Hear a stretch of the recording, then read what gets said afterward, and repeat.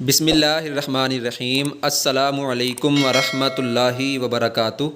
دوستو، آج میں آپ کو اسلام میں ایک مسلمان کی، ایک مومن کی کیا ویلیو ہے، اس کی کیا قدر و قیمت ہے، اس کے بارے میں حدیث مبارکہ کی روشنی میں بتاؤں گا۔ حضرت عبداللہ بن عمر رضی اللہ عنہما سے روایت ہے کہ انہوں نے رسول اللہ صلی اللہ علیہ وآلہ وسلم کو خانہ کعبہ کا طواف کرتے ہوئے دیکھا۔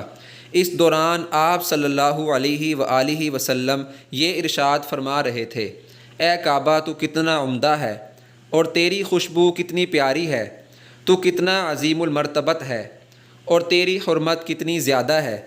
قسم ہے اس ذات کی جس کے قبضہ قدرت میں محمد صلی اللہ علیہ وآلہ وسلم کی جان ہے۔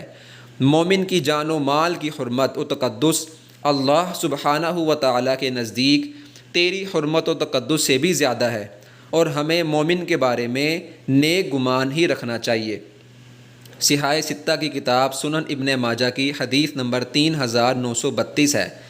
دوستو، آج ہم کتنی آسانی کے ساتھ کسی بھی مسلمان کے بارے میں بدگمانی بھی کرتے ہیں، اس کی ہم غیبت بھی کرتے ہیں، اس کے مال کی بھی ہم حفاظت نہیں کرتے، چوری کرتے ہیں، اور کئی لوگ معاذ اللہ اس کو قتل بھی کر دیتے ہیں۔ یہ کتنا بڑا گناہ ہے۔